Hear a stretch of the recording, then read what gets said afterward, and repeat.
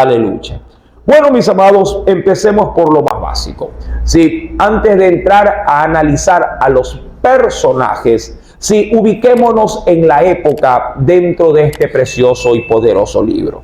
Sí, cuando hablamos del libro del profeta Daniel, estamos hablando, mi amado, de un libro estrictamente, sí, de dos índoles, histórico y profético. Sí, el libro de Daniel es un libro histórico, pero también es un libro profético.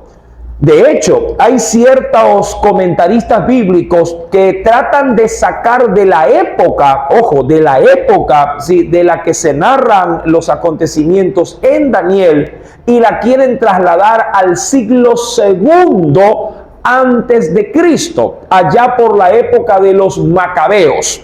Sin embargo, mi amado, históricamente el libro del profeta Daniel se ubica en el siglo sexto antes del nacimiento de Jesús. Es decir, que estamos hablando del año 600 antes de Cristo. Esto es importante, mi amado, porque si las palabras que utilizará, mi amado, el profeta Daniel tendrán un cumplimiento próximo y un cumplimiento futurista. Próximo, hablando de la liberación que va a tener Israel de la cautividad de la que ha sido presa, ya que el pueblo, inclusive usted ya leyó los primeros dos versículos, ha sido, mi amado hermano, encadenado, ¿sí? Y ha sido llevado como esclavo a una nación extranjera, tal cual como se la ha leído, ¿sí? A la nación de Babilonia. Por otro lado, mi amado, también se habla en él acerca de acontecimientos del porvenir, luego de esa liberación de 70 años de esclavitud en la tierra de Babilonia. Mi amado hermano, este es un libro fascinante. Su autor, obviamente, sí, aun cuando el libro tiene como cabecera libro del profeta Daniel, muchos pusieron en tela de duda la autoría de Daniel. ¿Por qué? Porque si lo ubicamos dentro del siglo segundo, llamado, si los acontecimientos revelados en este libro no hubiesen necesitado de profecía, sino que hubiese sido un libro exclusivamente histórico, ¿sí? Donde alguien cuenta los sucesos del pasado. Pero Daniel contará los sucesos del futuro, sin que primero esto haya acontecido. De ahí, mi amado, la importancia y también digo yo, mi amado, sí, la manifestación de la revelación de Dios a este siervo en particular. Mira cómo un pequeño desliz, si no se le da el debido valor, puede, mi amado, hacer cambiar de tonalidad, mi amado, la autoría divina de este libro. Por insisto, si lo ponemos en el siglo segundo, se perdería de Daniel que haya recibido revelación de Dios, sino que Daniel hubiese pasado como un personaje más descrito por un comentarista del futuro. Pero es Daniel, mi amado, el que tiene como autoría el libro, y claro que sí, él, mi amado, se ubica en el año 600, sí, y hay quienes son más precisos, lo establece en el año 645 antes del nacimiento de Jesús.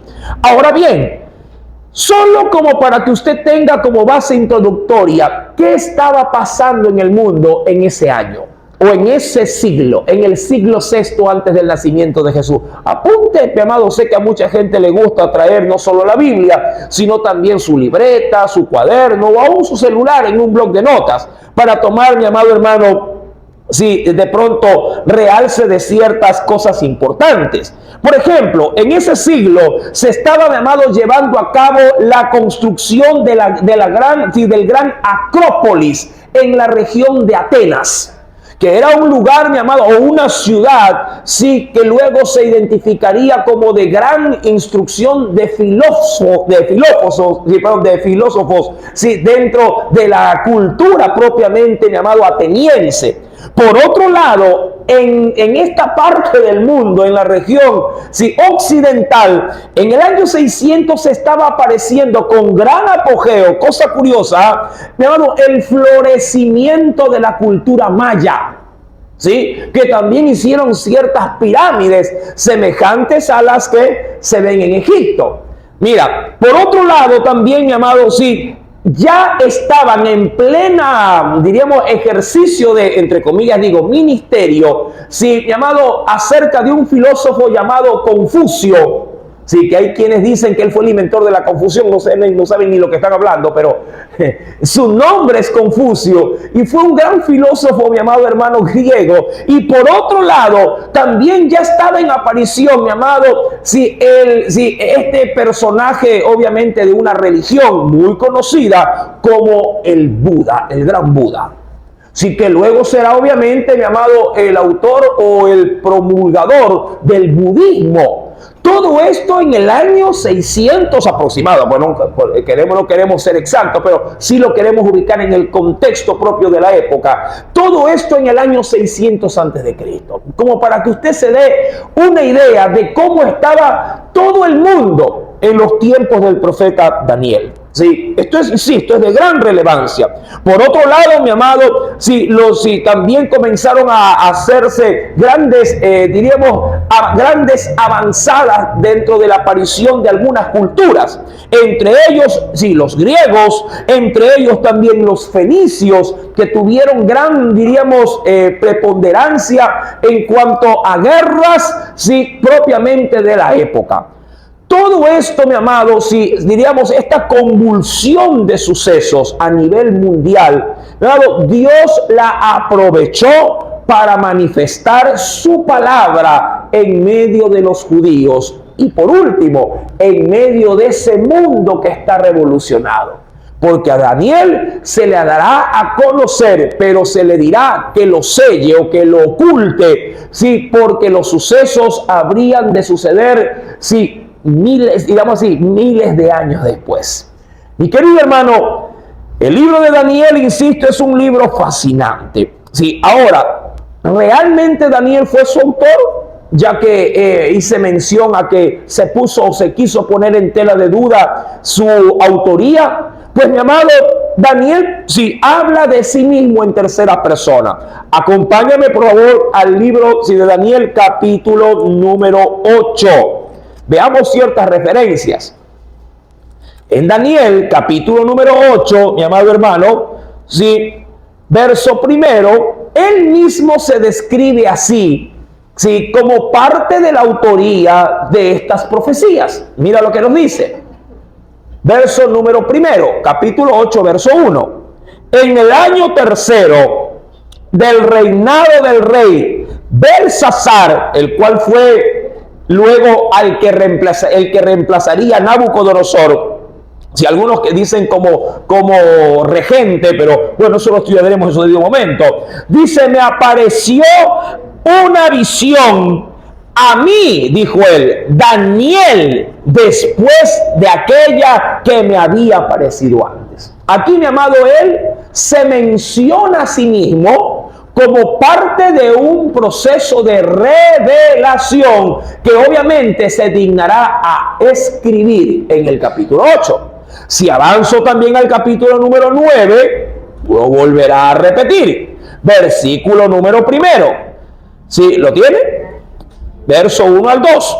En el año primero de Darío, hijo de Asuero, de la nación de los, dice aquí, de los medos, que vino a ser rey sobre el reino de los caldeos, en el año primero de su reinado, nuevamente dile ahí, yo, dice él, Daniel, miré atentamente en los libros el número de los años de que habló Jehová al profeta Jeremías, que había de cumplirse las desolaciones de Jerusalén, las cuales, ¿cuánto tiempo había transcurrido? 70 años. Mi amado, si bien es cierto, estos libros o estos capítulos ya mencionan a Daniel como parte del proceso propiamente de revelación, hay alguien que dejó prácticamente esto de manera esclarecida. ¿Quién, mi amado? ¿Quién fue el que puso para mí la autoría de este libro? Nuestro Salvador Jesucristo, como tal. ¿Sí? ¿Y eso dónde lo dejó registrado? Claro, en los evangelios. Venga por favor al Nuevo Testamento y veamos con detenimiento esto. En el evangelio, vamos a ir a 2 evangelios, tienen lo mismo que decir, pero es válido posiblemente hacer referencia de ambas cosas. En el evangelio según San Mateo, acompáñenme por favor, Evangelio según San Mateo, capítulo número 20, contexto para entender desde el versículo número 14 al 15. Mateo 24, verso 14 al 15. Dice allí nuestro Señor: y será, dijo Jesús, dando a conocer cosas a su vez del porvenir, y será predicado este evangelio del reino en todo el mundo, para testimonio a todas las naciones. Y entonces, dijo el Señor, vendrá el fin. Verso 15, resalte este verso. Por tanto, dice allí Jesús, ojo, por tanto, cuando veáis en el lugar santo la abominación desoladora, y aquí está llamado, dice, de que habló, ¿quién? El profeta Daniel. El que lea entienda. Entonces los que están en Judea huyan, dice allí, ¿a dónde? Huyan a los montes, y el que está en la azotea no descienda para tomar algo de su casa. Claro, no voy a entrar a dirimir nada de esto, ahí lo vamos a dejar reposado, tranquilo, mi amado, pero claro, rescato lo que obviamente se quiere resaltar. Jesús hace, mi amado, mención directa de que el libro, del cual se está empezando a analizar, es de autoría del profeta Daniel. Él es, mi amado, sin duda alguna, el autor de este libro respecto a su escrito, pero respecto a su revelación, viene inspirado por el mismo Espíritu Santo. Ahora bien, mi amado hermano, considerando, insisto, estas pautas iniciales, este libro, mi amado hermano, será de carácter, insisto, tanto histórico como profético. Y es, mi amado, como para poder anticipar, es necesario hacer aclaraciones cuándo entraremos al ámbito histórico y cuándo entraremos al ámbito profético. Ya que en el libro usted va a encontrar partes históricas y pareciere de pronto de manera inesperada partes proféticas. Cada vez que de parte de Dios el Señor, mi amado, dé una visión, de un sueño a Daniel, entonces parará, por decirlo de alguna forma, o se quedará en stand-by el suceso histórico y entrará de lleno al suceso profético.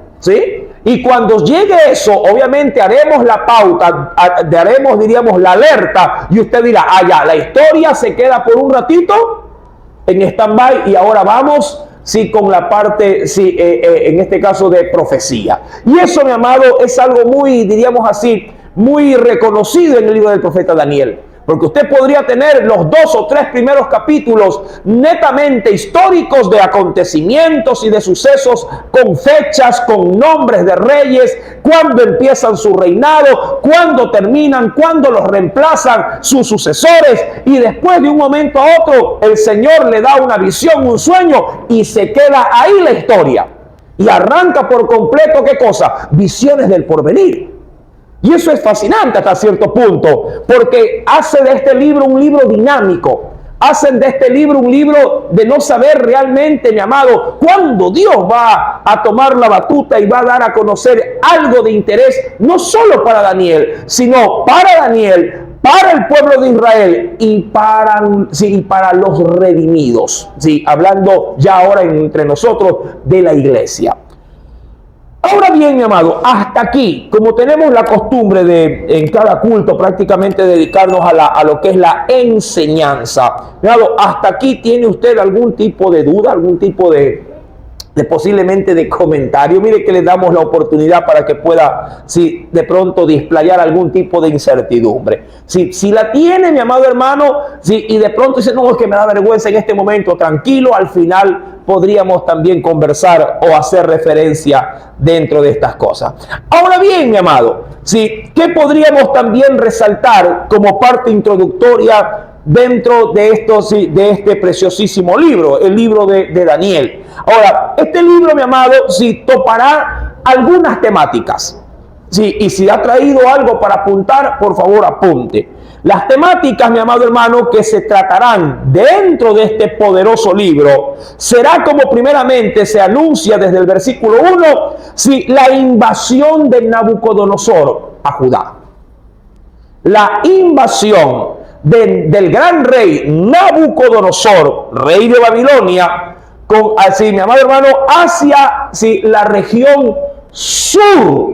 ¿Se acuerda que Israel para aquel entonces estaba dividido en dos partes? El reino del norte y el reino del sur. El reino del norte, mi amado hermano, capital Samaria.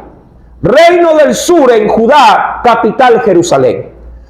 La primera parte nombrada fue devastada, fue aniquilada. La rebelión, mi amado, y la idolatría hizo que de Dios venga una sentencia devastadora. Pero llegó a tener gran misericordia de la región del sur. Porque para bien o para mal, algunos de sus reyes trataron, ojo, no lo lograron, pero trataron de volcarse en algo a Dios. Pero más pudo, obviamente, su idolatría, su obstinación. Igual corrieron una suerte, muy trágica, porque tuvieron que ser expatriados y ser llevados como esclavos a la región de Babilonia. Claro, esto se narra mucho en detalle, sobre todo desde los profetas Daniel, profeta Ezequiel y profeta Jeremías. Daniel es el último de los profetas considerados como profetas mayores, y él cuenta la historia dentro de la nación de Babilonia como un participante más de los esclavos, pero con una suerte distinta, ya que en el texto del verso 3 al 4 se narra cómo la gracia de Dios se manifestó en medio de esta cautividad.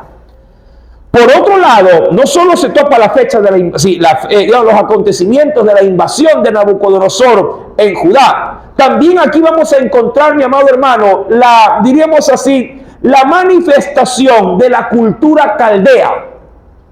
El término caldeo, más que ser de nación, se refiere a un sistema, diríamos, cultural. De hecho, mi amado hermano, hay muchas naciones que pueden manejar una común cultura. Mira que los colombianos no son tan distintos de los ecuatorianos. Igual podríamos decir de pronto de los peruanos de nosotros. Cambiará en parte nuestra forma alimenticia, pero casi que manejamos el mismo estándar de vida. Entonces, la cultura caldea fue la que rigió a la nación de Babilonia. Todo esto, mis amados, es de considerar, porque será un factor preponderante que vayamos viendo a través de los capítulos históricos, claro que sí, y lo veremos, por ejemplo, mi amado, en plena efectividad, en pleno vigor. Ejemplo, solo como para citar un ejemplo, dentro de la cultura caldea, por ejemplo, cuando un político de eminencia emitía un decreto, no podía ser abolido, no podría echarse abajo. Y eso, mi amado, se guarda dentro del imperio babilónico. Ya que el mismo rey Nabucodonosor, cada vez que emite un edicto, así él quiera revertirlo, no puede echarse atrás. ¿Por qué? Por el sistema caldeo que regía el imperio babilónico.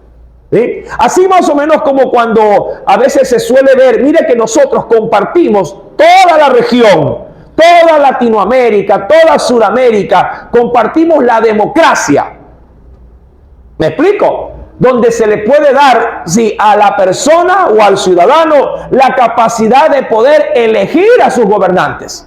lo cual es recibido por nosotros con buenos ojos. Pero si usted va a países occidentales, allá rige, mi amado hermano, el comunismo. Es otro sistema, ¿sí?, que para nosotros es chocante, pero el pueblo por allá lo acepta, ¿sí? Y tienen años en el comunismo y han florecido muchos de ellos en el comunismo. Pero insisto, todo esto va por aspecto cultural, ¿sí? Y no solo hablo de Rusia, hablo de muchos países, mi amado, que han abrazado el comunismo como un sistema de vida. Sí, por allí, mi amado, los chinitos también son comunistas, ¿sí? Y han abrazado esto, a gusto o disgusto, pero lo han hecho parte de su cultura. Ahora, el sistema caldeo, mi amado, va a regir. Luego entraremos, obviamente, a ver en detalle a qué se refiere esto.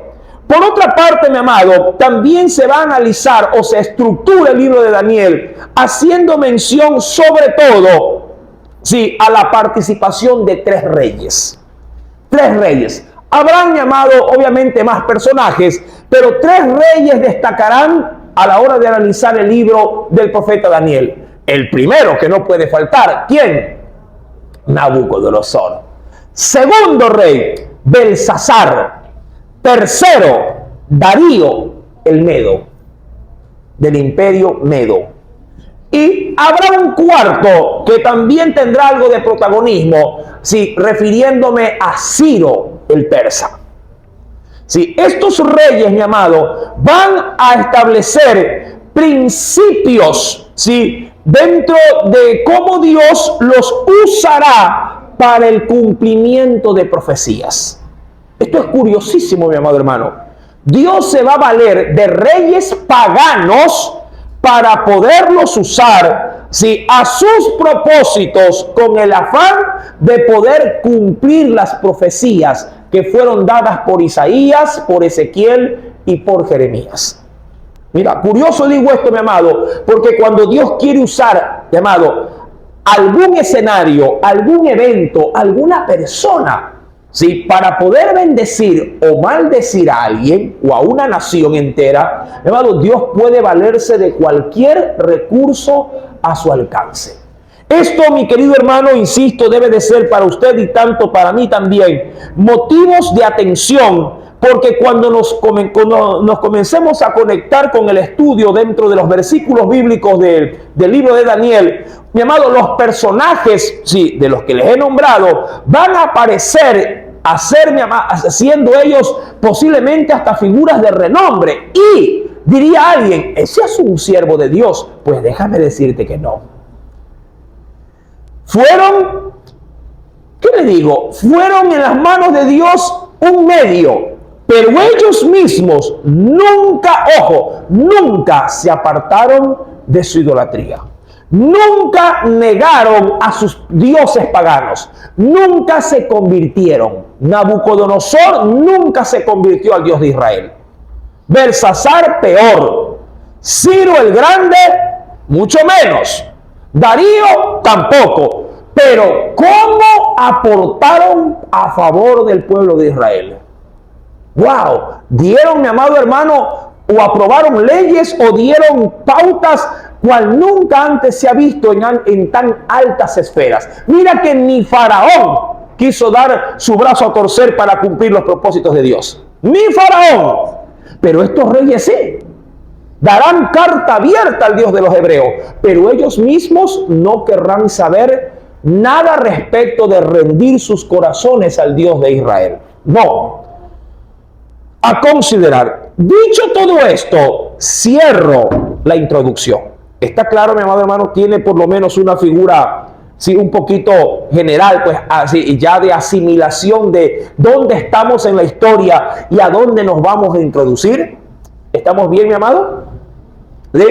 Listo, entonces. Mire que se ha hablado de todo un poco respecto, una miscelánea histórica respecto de esto. Y no he topado para nada el aspecto propiamente profético, sí, solamente lo nombré, sí, y ahí lo voy a dejar porque eso sí, mi amado, cuando entremos a los análisis de profecía, yo sí voy a necesitar primeramente de mi parte, ilustrar muchísimo a través de diapositivas esto. Y dos, necesito de usted, mi amado hermano, mucha tanto atención como también hasta cierto punto, mi amado, un involucramiento investigativo. Sí, no que esto sea un seminario, pero sí desearía, mi amado, que usted no se quede estrictamente con lo que yo aquí le enseñe, con la ayuda del Señor, sino que usted también busque, usted también hurgue y pueda, mi amado, complementar al estudio de aquí, de la iglesia, pueda complementarlo también en su casa. Siempre será esto, mi amado, si digo yo, un buen deseo del corazón para crecer espiritualmente. Bien, vamos a lo que vamos. Versículo número 1 al versículo número 2. Voy a arrancar primero en estos dos versículos. Y dice así: en el año tercero del reinado ¿de quién? De Joacim, el cual era rey, ¿en dónde? En Judá, es decir, en el reino en el reino del sur. Cuando él estaba gobernando en su segundo año, vino Nabucodonosor, rey de Babilonia, a Jerusalén y la rodeó. La sitió. ¿Con qué la sitió? Con sus soldados. Es decir, que puso sobre ella baluartes, hablando de gente de guerra.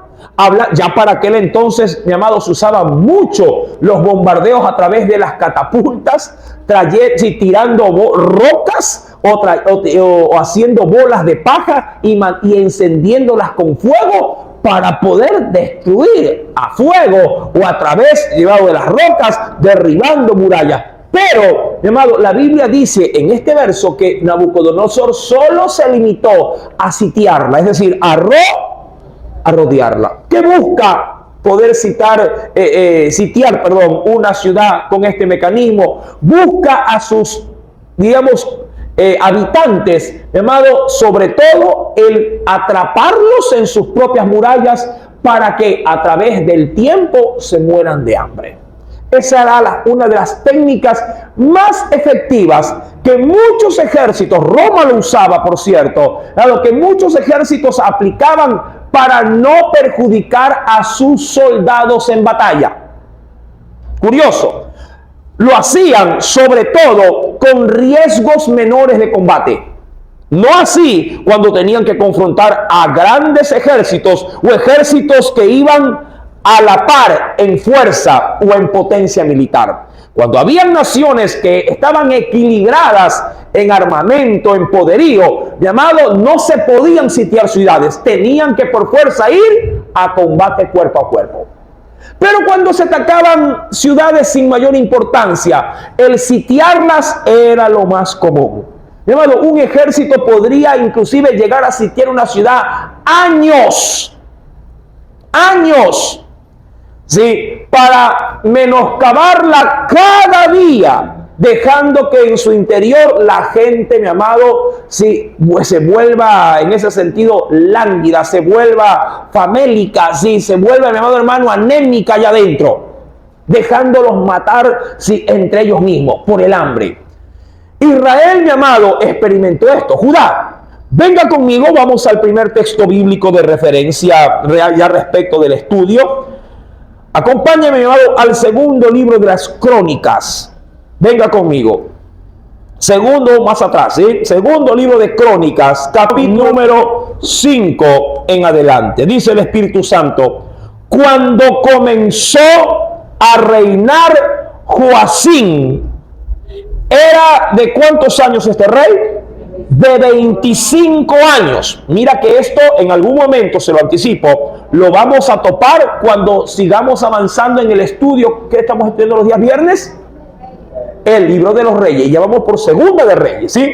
Entonces nos dice, en el año cuando comenzó a reinar Joacim, tenía 25 años y reinó, ¿cuánto tiempo? 11 años en Jerusalén. Pero, oh sorpresa, ¿cómo era el rey de Judá cuando comenzó a reinar? ¿Qué dice la Biblia? Ah, y este es el asunto. ¿Se acuerda que le había anticipado esto? Pero este rey hizo lo malo ante los ojos ¿de quién? De Jehová su Dios. Y como castigo, digo yo, o como reprensión, ¿qué fue lo que Dios permitió? ¿Qué dice la Biblia, mi amado? Y subió contra él Nabucodonosor, rey de Babilonia, y lo llevó a Babilonia atado con cadena, con grillete, mi amado. La cosa era de susto. Sí, lo llevó encadenado. También llevó Nabucodonosor, no solo al rey, llevó también a Babilonia de los utensilios de la casa de Jehová, es decir, del templo, y los puso en su templo en Babilonia. Es decir, que salió, mi amado, sacó, diríamos así, los dioses paganos, sí, sacó del Dios de Israel todos los utensilios, los vasos, cucharas, tenazas, platos, todo eso, claro. ¿Por qué se lo llevó? Porque eran de oro puro. ¿Sí? Todas las herramientas que se usaban en la administración del templo, del gran templo de Salomón, claro, todo era hecho de oro y de perlas preciosas. Entonces, cuando fueron, claro, luego de sitiar, en este caso a Judá, sí, a la ciudad de Jerusalén también, el templo, llamado, todo esto fue botín de guerra. Ahora, no pierdas Crónicas, no lo pierdas, por favor, déjalo allí y vuelve rápidamente a Daniel, capítulo 1. Quiero que consideres algo. ¿Qué nos dice el Señor en el versículo 1?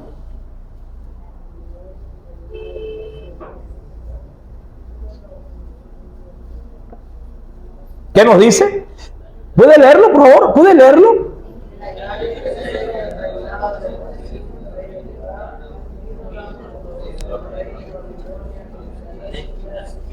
Perfecto.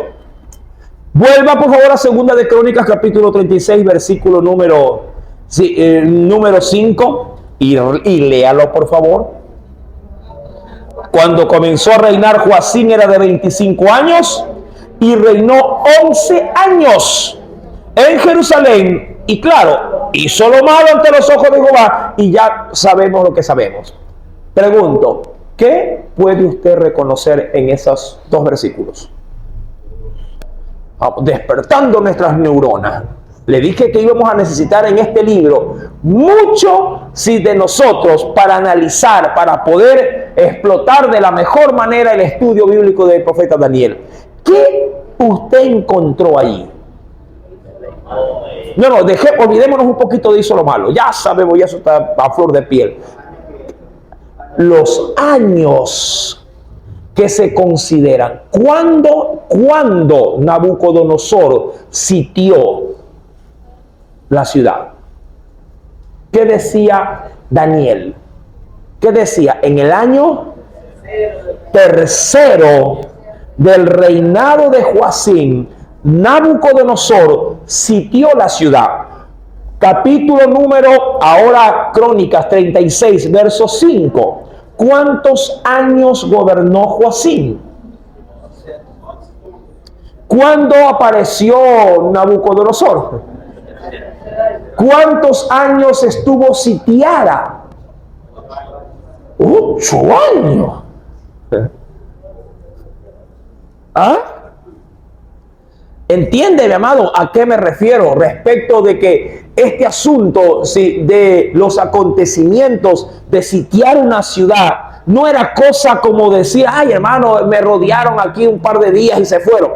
Mi amado, la gente llegaba con ejércitos, llegaba con tiendas de campaña. Mi amado, prácticamente los soldados se iban a vivir allá afuera de las ciudades. Jerusalén era una ciudad poderosa en el sentido, llamado digamos, de logística. No en vano se la conoce como la ciudad de las, se la conoce de nuevo como una ciudad enrumbada en una colina. Y toda ella de peñasco. Yo no sé si usted ha visto en la actualidad, cómo se ven imágenes acerca de Jerusalén. Ella se levanta sobre un monte. Cuando Jesús dijo, una ciudad que está establecida en un monte no se puede ocultar, ¿de qué ciudad cree que estaba hablando? De Jerusalén. De Jerusalén. Y de hecho, por la situación logística de Jerusalén sobre todo, mi amado, fue que los macabeos, allá por el año 240 antes de Cristo, pudieron resistir con bastante efectividad al ejército de Roma. Fue por medio de la logística que era casi que inaccesible, que pudieron, mi amado, combatir contra los romanos, porque ellos también quisieron volver a repetir la misma estrategia de los babilonios. La quisieron sitiar, pero con una gran diferencia. Ellos no duraron 8 años. Los romanos sí lograron, mi amado hermano, digamos, darle muerte a los macabeos. Sí, bueno, por en su debido momento lo veremos, ¿sí? Ahora bien, mi amado, ya tenemos aquí los indicios bíblicos. Mira que estamos hablando estrictamente de hechos históricos. Aquí no hay profecía, ¿sí? Respecto del análisis, ¿no? Mi amado, sino de la coordinación de los eventos históricos. Versículo número 7 se dice ya de manera pormenorizada que Nabucodonosor se llevó del templo, se llevó todos los utensilios para ubicarlos, ¿de dónde? Del templo de Dios, de Jehová de los ejércitos, para pasarlos ¿a qué Dios? ¿Cuál era el Dios de los babilónicos? Marduk. Sí, Marduk era el Dios de los babilónicos. Lo cogió de un templo y lo pasó a otro. Claro, para darle ahora el uso, como recompensa de batalla, mi amado, dentro de la administración de un dios pagano. Mi amado, insisto con esto y te lo mencioné. Este rey, hablando de Babilonia, Nabucodonosor, era un rey paganísimo. Un rey, mi amado hermano, créame que de bueno no tenía nada. Sin embargo, para cumplir los propósitos Dios, para castigar a su pueblo, tomó a Babilonia. Tomó a Nabucodonosor, así como tomó a Eglón, para los que estamos viniendo el día viernes a estudiar. Sí, ¿verdad? Tomó a Eglón, un viejo gordo, mi amado, ¿se acuerda usted? Que gobernó y esclavizó así 8 años a Israel. ¿Se acuerda, mi amado? Mi querido hermano, 18 años. Cuando volvemos, mi amado, pues, al capítulo 36 de Crónicas, nos dice, versículo número 8, 8. Los demás hechos de Joacim, las abominaciones que hizo y lo que en él se halló o se encontró, está escrito en el libro de los reyes de Israel y de Judá, y reinó en su lugar. Dice luego, ¿quién? Joaquín. ¿Quién? Su hijo. Ahora, ¿qué pasó aquí? ¿No se lo llevaron? Sí. Pero Nabucodonosor, y esto era una estrategia de cultura caldea, se tenía, mi amado hermano, eso pasó con el reino otomano, y versus la lucha constante que tenía con los reyes de Hungría. Por lo general, cuando se llevaba cautiva a una nación y se quitaba un rey, se tomaban a los hijos pequeños, se los criaba con una nueva mentalidad y se ponían a hijos de reyes vencidos para que ocupen el lugar de los reyes, de los padres que han sido capturados o hasta muertos, como regentes temporales para que sirvan a los propósitos del imperio que los había puesto ahí. Eso ocurrió en Jerusalén, en el reino del sur. Se llevaron a Joacim, pero dejaron a Joaquín, su hijo, pero como un rey que debería de pagar constantemente tributos. ¿A quién? A Babilonia. Es que no serviría de nada, mi amado, ir a conquistar una nación sin poder sacar de esa nación, ¿qué cosa?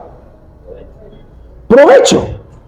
Y el provecho era no aniquilar el país conquistado, sino dejarlo como una fuente, como una mina de oro que me vaya proveyendo para poder enriquecerme. Y 2, utilizar a los soldados vencidos para poderlos, mi amado hermano, ingresar a las filas de los reinos conquistadores. O sea, era una estrategia, ¿no?, donde se trataba de sacar la mayor cantidad de utilidad. Dicho todo esto, mi querido hermano, luego también Joaquín será llevado. ¿Por qué? Porque querrá rebelarse. y a este, mi amado, correrá, sí, una terrible suerte, pero lo veremos claro más adelante. Ahora bien, mi amado, cuando vamos nuevamente al libro del profeta Daniel, mira cómo vamos viendo o desgranando el choclo grano a grano para poderlo entender y asimilar. Verso número 2. Y el Señor entregó en sus manos, Dios entregó en las manos de Nabucodonosor a Joacim, rey de Judá, y también, ¿qué entregó en las manos? No todo, parte de los utensilios de la casa de Dios, y los trajo él ¿a dónde? A la tierra de Sinar, dice la Escritura. Ahora, aquí hay cositas, mi amado, que debemos de, obviamente, también de considerar. De este suceso en particular, mi amado hermano, se tiene registro aproximado de fecha de conquista. Apunte, este exilio o esta conquista de Nabucodonosor se la llevó a cabo aproximadamente, mi querido hermano, entre los años 597 al año 587 antes de Cristo. Sí, apúntelo. Entre el año 597 o el año 587. Recuerda que cuando uno va tomando como referencia el advenimiento de Cristo como fecha de antes de, sí, los años van a ir menorando, pues no. Cuando todo lo que se contabiliza antes de Cristo va menorando y lo que avanza de Cristo pues va sumando. Entonces, esa es más o menos la fecha que se estima. Esto, mi amado, sí, en el año 597 al 587 antes de Cristo. Ahora bien, versículo número 2. Y el Señor entregó en sus manos a Joacim, rey de Judá, y parte de los utensilios de la casa de Dios, y los trajo a la tierra de Sinar, a la casa de su Dios. Recuerda, Marduk, M-A-R-D-U-K. Y colocó los utensilios de la casa del tesoro de su Dios. Verso número 3. ¿Qué nos dice, mi amado?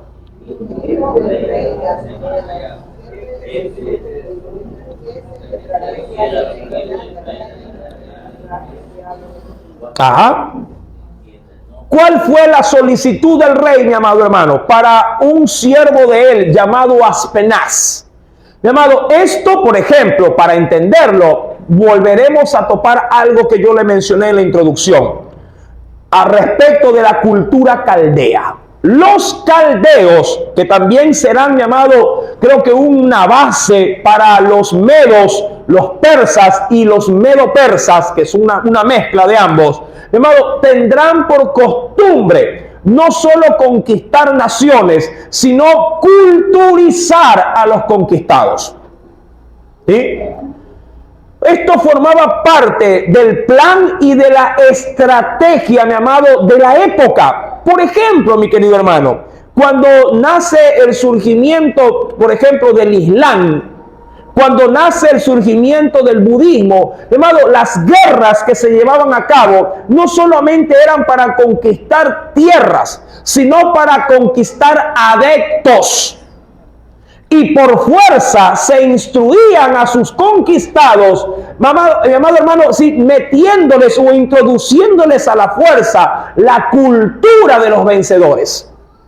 Por eso es que se utilizaba como estrategia para los derrotados el cambio de los nombres, para hacerles perder, y lo hacían con una sola intención, para hacerles perder su identidad. ¿Sí? Esa era parte de la estrategia, de poder, mi amado, sí, culturizar a la nación conquistada. Le hacían perder su identidad, le hacían perder su lengua, su lenguaje, su idioma era prohibido, era castigado so pena de muerte. Solo así se podría entender, por ejemplo, cómo a Esther no se la logra identificar, mi amado hermano, si como una mujer judía, porque los judíos tendrían su propio dialecto, su propio idioma. Mardoqueo, mi amado hermano, sí, le ruega a su hija adoptiva que no descubra su identidad y que guarde a través de las apariencias para que no sea, mi amado, sí, reconocida como mujer judía. Insisto, mi amado, este era el sistema, sí, de los caldeos a la hora de ser llevado a cabo a la región de Babilonia. Querían culturizar a los conquistados. Y es allí donde el rey le dice a este, como lo dice la escritura, jefe de eunucos. El término como tal, mi amado, se podría entender como un jefe encargado de gente castrada. ¿Sí? Los eunucos no son otro más, mi amado, que personas castradas al servicio del rey para dos labores esenciales. Primera, mi amado hermano, tal cual como lo vemos aquí, solían actuar como parte del staff del rey, como consejeros.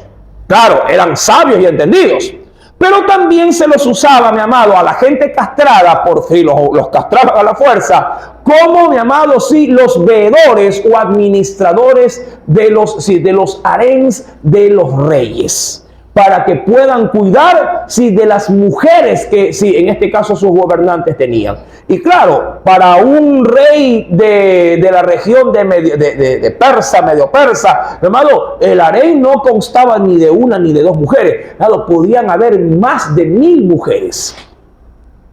Sí, y ellos tenían que garantizar, mi amado, la pureza de las concubinas y de las reinas, en este caso del rey. Esto era cosa seria.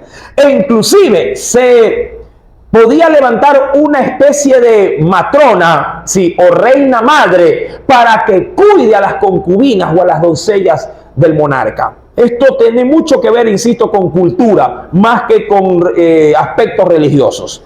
Ahora bien, mi amado, en el versículo número 3, el Señor nos hace saber que Aspenaz, un eunuco, sí, se le encarga de que de Jerusalén, sí, se traigan, mi amado, dice la escritura, a los hijos de Israel, pero no a cualquier hijo. Tenía que tener linaje o de descendencia de príncipe, de real. ¿Por qué? Claro, para que de una forma más fácil y práctica se puedan habituar al aprendizaje. Y es verdad, mi amado. Si usted coge, no quiero minimizar, solamente quiero ilustrar. Si usted coge a un niño de la calle y lo quiere culturizar, se llevará mucho más tiempo que si usted coge a alguien que está estudiando de pronto en una escuela de prestigio. Es así, mi amado. Para mí será más fácil, digo yo, no enseñarle de pronto algo de filosofía a un niño que ya sabe leer y escribir, que pasar mi tiempo en alguien que ni siquiera sabe agarrar la pluma. Entonces, la ideología babilónica era, mi amado hermano, transculturizar a los príncipes. ¿Y por qué más lo hacían? Porque ellos, si bien es cierto, ya no estaban en su nación, sí tenían para su pueblo, mi amado, diríamos, la influencia, ¿sí?, que ejercían sobre los pobres o sobre aquellos que dejaban en la tierra. No todos, mi amado, fueron trasladados a Babilonia. Por lo general se solía dejar a la plebe, es decir, a la gente indocta, a la gente que tenía que por fuerza seguir cultivando sus tierras, tenía que seguir haciendo sus sembrados. A esa gente no se la llevaban cautiva, los dejaban, porque era la garantía de que la tierra quedaría, mi amado, seguiría sembrándose, y ellos año a año tenían que ir, sí, dando sus cosechas, en este caso para sus conquistadores. Solo como para que, mi amado, usted considere un dato. En estos tiempos, el porcentaje habitual que se pedía una vez al año a un reino conquistado era la porción de 2000 piezas de oro. Era lo que habitualmente se pedía. Año a año, 2000 piezas de oro. Si un rey era dejado Mi amado, tenía que pagar como tributo un cofre prácticamente equivaldría año a año, sí, 2,000 piezas de oro. Aparte, su ejército tenía que estar a disposición de su conquistador, si acaso lo utilizaría. Sus hijos estaban obligados a la voluntad del rey a ser llevados cautivos, si así se requería. Si el rey conquistador decía, me gusta tu hijo para mi corte, dámelo, el rey tenía que sin chistar, vaya mijito, papá, ¿qué papá? Vaya. Se llevaban a los hijos, ¿no? Así de sencillo. Y los criaban, sí, alrededor de 8 años. Un padre podría volver a ver a su hijo luego de 8 años, pero claro, con una mentalidad diferente. Ya estaba culturizado. Amado hermano, los asedios que vamos a estudiar en el libro de Daniel son sorprendentes, créame. Sí, y históricamente hay mucha riqueza respecto de esto, pero también lo habrá espiritualmente. Usted dirá, pastor, pero ¿y dónde está el Señor en todo esto? Bueno, aquí está. La Biblia dice que fue por mano de Dios que se movió esto. Pero Dios que no tiene misericordia. Ay, hermano, al pueblo de Israel Dios los aguantó. No por centenas, por milenios los aguantó, tratando de pedir que se alineen a su voluntad, de que hagan lo recto, de que abandonen los dioses paganos. Pero el pueblo, desde los mismos tiempos de Josué a su muerte, el pueblo se desbocó, hermano. Dios también tiene una medida, tiene un límite. Dios dijo, no, esto no lo aguanto más. Joacim, mi amado, estando ahí y estando asediado, ni siquiera pidió perdón, hermano. 8 años de asedio. No clamó ni a Dios siquiera este hombre. Ahora bien, termino, versículo 4. Perdón, en 3 partes final, dice aquí, que le trajesen de los hijos de Israel, del linaje real de los príncipes, muchachos en quienes no hubiese tacha alguna, nunca mujeres, solo, sí, varones. Las mujeres más bellas eran cogidas para el rey, para los harenes del rey, siempre.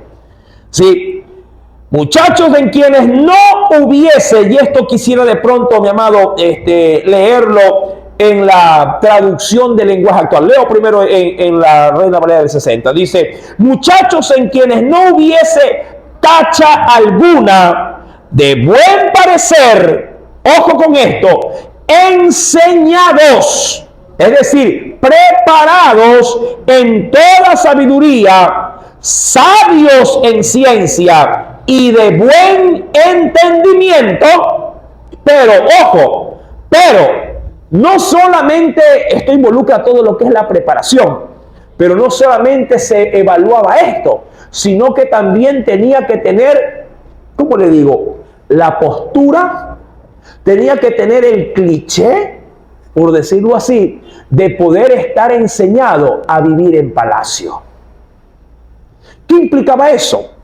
Guardar el porte, ¿sí?, de lo que representaba estar dentro de, digamos así, el círculo real.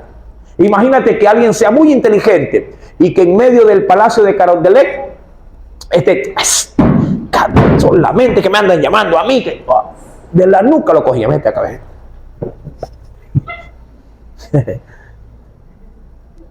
Allá la gente, mi amado, el medio. Mira, yo tuve un compañero de trabajo que por el área de los seguros, cuando trabajaba en ese tiempo, pues no, fue asesor, sí, del sistema de seguros de los bienes del Estado.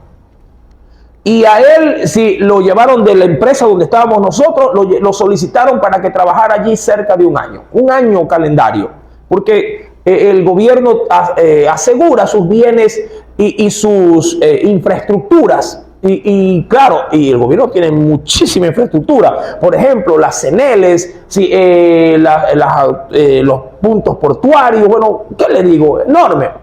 Entonces, mi amado hermano, él se fue para allá. Estuvo, insisto, un año, pero venía, sí, porque tenía que compartir información, documentación para asegurarla. Sí, venía de tiempo en tiempo a la oficina. Y claro, uno cuando lo recibía en oficina, sí, lo primero que hacía es preguntarle, dice, ¿y cómo es allá el asunto? ¿Qué tal? ¿Cómo te va por allá? Y él decía, ay, hermano, es otro mundo, dijo él. Créeme, el solo hecho de ingresar, el solo hecho de caminar por los pasillos, me hace sentir un hombre importante, dijo él. Tú sabes lo que es que tú pasas de pronto junto a ti, en ese momento sale un ministro y todo se te encuadra. Yo digo, wow, bueno esto de ahí. El ambiente no hay cómo describirlo, es algo que te hace crecer, dijo él. Es algo que te impacta, que te llena. ¿Y sabes qué? No me quiero ir, dijo él. No me quiero ir. O sea, es algo totalmente, dice, opuesto a lo que uno puede encontrar aquí en la oficina, en casa o en algún lugar público. Entonces, ¿a dónde quiero apuntar, mi amado, con esto? Lo que Nabucodonosor requería, mi amado, era exclusividad. Lo que Nabucodonosor pedía era, quiero gente exclusiva para que pueda, mi amado, moverse en medio del templo, en medio de mi gobierno. Ahora, quiero leer este mismo texto. Le dije que iba a tomar una referencia en el libro de Daniel. Y ojo, esto no se asombre, mi amado, porque Dios también hace lo mismo. Sí, mi amado. La Biblia dice que Él, mi amado, a nosotros nos ha hecho formar parte de su pueblo. Y la Biblia nos considera, la palabra nos considera como una nación santa, pero también como un real sacerdocio. Y cuando Dios en Apocalipsis, que terminamos ya de estudiar, dice que, mi amado, estaremos dentro del templo de nuestro Dios, seremos considerados como parte de su templo, también nos vamos a, no enorgullecer de manera vanagloriosa, pero nos vamos a sentir importantes. Pues, estoy en el templo de Dios, y así, pisando constantemente calles de oro, dice, mar de cristal, dice, Señor, esto es glorioso. Los ángeles en corte, Dios tiene, amado, su resguardo, no que lo necesite, pero así lo tiene constituido, sino que la nomenclatura no es como la que nosotros usamos. Ellos tienen, amado, divisiones o guarniciones o legiones denominadas de entre ángeles, arcángeles, querubines, serafines. Entonces la cosa ya es distinta, pero la idea es casi similar. Ahora, dice el texto, y quiero leerlo por favor, en la traducción, como le había mencionado, sí, del lenguaje actual, la TLA, la Biblia TLA, dice por ejemplo allí, el rey Nabucodonosor quería tener a su servicio gente joven, y aquí me parece muy bien las palabras que utiliza, bien parecida, muchacho feo, joven feo, afuera. A eso apunta de buen parecer. O sea que había que tener presencia. Imagínate todo ahí con lagañoso. Afuera, hermano. Aquí vienen hasta bostezando a servir. Yo a veces sí, yo soy un poquito exigente. Yo le digo a los hermanos de la alabanza, ñañito, si usted viene a cantar, no venga con esa camiseta. A veces viene, si no se pone en pantaloneta, no sé por qué, hermano. Pero yo creo que cada cosa tiene que ir a su lugar, sí, y debe de exhibirse en su debido tiempo. Si el Señor Jesús dio una parábola respecto de que echó fuera a los que no estaban en una boda vestidos para la ocasión, ¿sí? El Señor dijo, echarle fuera, pero ¿por qué? No estás vestido para boda. Y lo tiraron afuera donde está el crujir de dientes. Mi amado, entonces el rey, dice acá, quería tener a su servicio gente joven, bien parecida, que no tuviere, eso es otro punto, ningún defecto. No, hermano, que estoy medio tuerto, afuera. Disculpen, ¿no? que de pronto hay un piecito cojo, afuera. Es que si algo tenían estos sistemas culturales, era, mi amado, guardar ante todo las apariencias.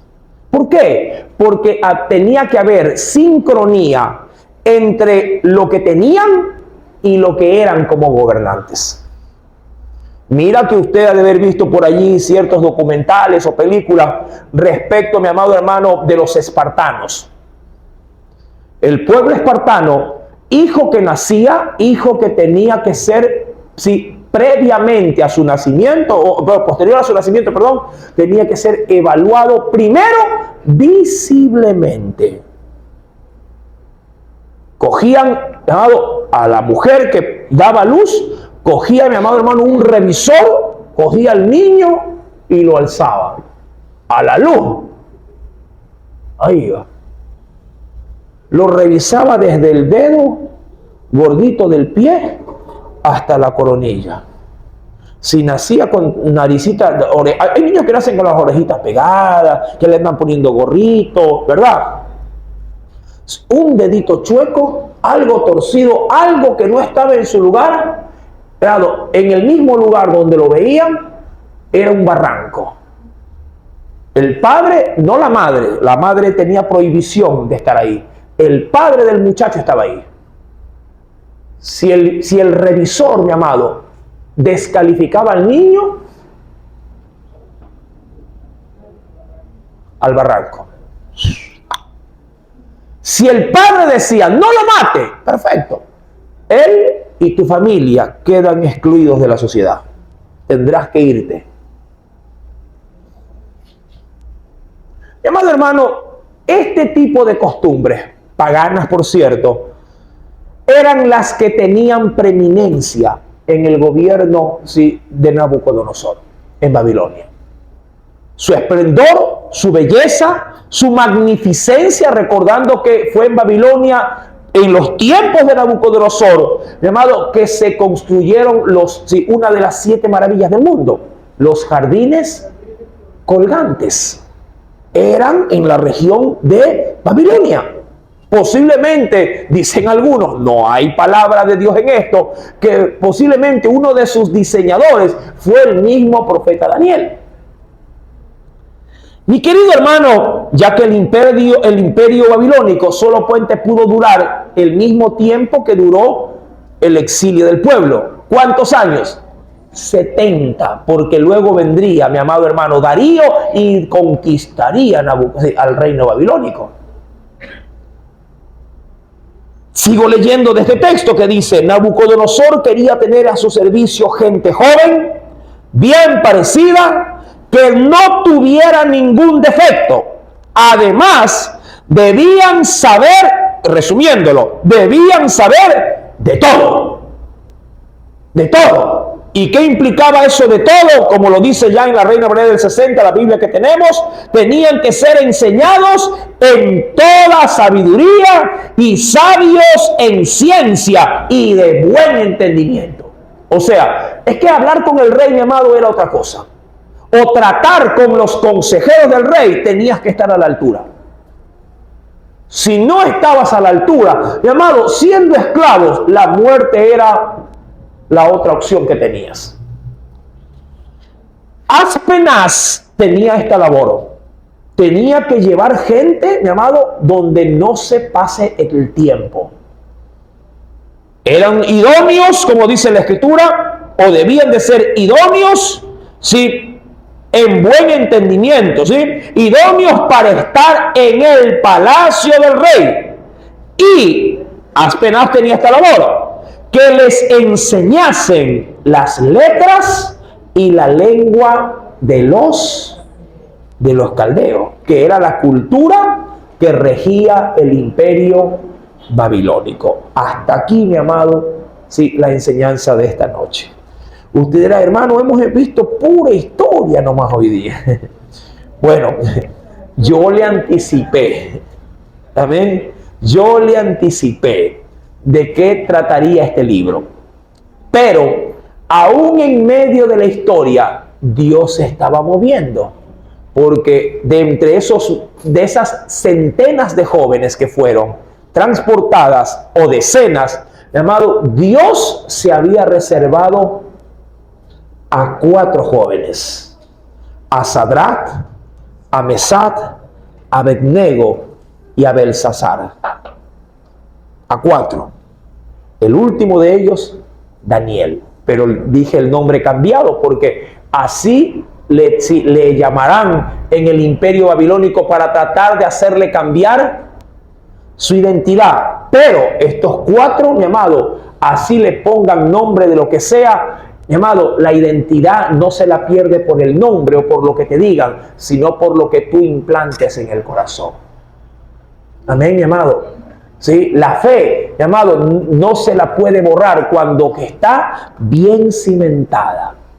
Mi amado, y yo puedo ver en medio de tanta situación, en tanta complicación, veo cómo la mano de Dios se va abriendo en medio de un imperio pagano. Y Daniel, mi amado, usted ya lo sabrá porque ha leído la Biblia en otras oportunidades, destacará como el hombre más sabio y más entendido de toda Babilonia. De toda Babilonia, hasta el punto de quedar segundado luego del rey. Amado hermano, de aquí vamos a extraer muchísimas lecciones espirituales. Reciba esta palabra, mi amado, como no solamente como un incentivo, sino como un desafío. Porque si ellos pudieron con tanta oposición, ¿cómo no vamos a poder nosotros, mi amado, ser gente de calidad espiritual para esta generación que está sumamente corrompida? Amén, mi amado, que el Señor haya podido añadir mucha bendición, ¿sí?, a través de estos 4 primeros versículos en este fascinante libro al que nos vamos obviamente a displayar, como lo es el libro del profeta Daniel. A Dios démosle todo el honor, toda la gloria y la honra. Aleluya. Oremos a nuestro Salvador.